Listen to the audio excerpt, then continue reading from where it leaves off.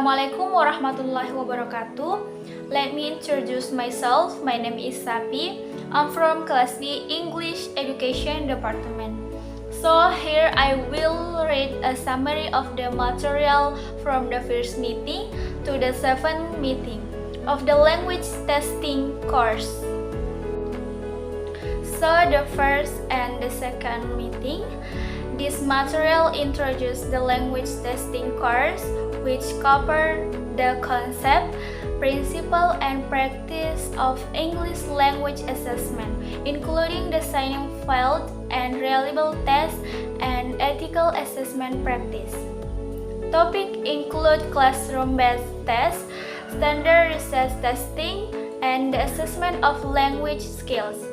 The learning process include attendance, individual and group assignment, presentation, as well as midterm and final assignment, exam as form of language evaluation. The third meeting, this material discussed concept and issues in language assessment, including definitions, types, and purpose of assessment such as formative, summative, diagnostic, and placement tests. It also covers traditional, communicative, and alternative approaches like portfolios and performance-based assessment. Current issues include dynamic assessment, pragmatic, and technology. Effective assessment should be authentic, contextual, and provide feedback to support students' comprehensive language development. The fourth meeting, this material discussed 5 main principles in language assessment such as practicality, reliability, validity, authenticity, and Westback. These principles help teachers design tests that are effective, fair, and support the learning process. The material also highlights the importance of continuous evaluation, the use of technology, and professional training to improve assessment practice. By understanding and applying this principle, teachers can create more meaningful and relevant learning experience for students. The fifth meeting, this material discussed the steps in designing classroom language tests, starting from determining test objective, designing test specification and items, to scoring, grading, and providing feedback. For assessment, scenarios are used to demonstrate the application of principles such as validity, reliability, authenticity, and Westback.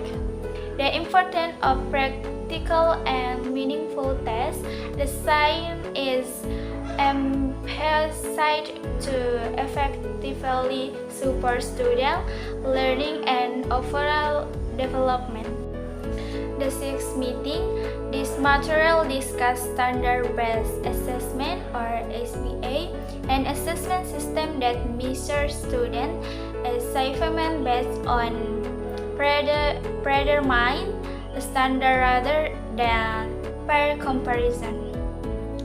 SBA promotes objective, continuous, and evidence-based evaluation through various methods such as project, portfolios, and observations. Although it offers many advantages, its implementation face challenges such as lack of teachers training, resistance to change, and infrastructure limitations.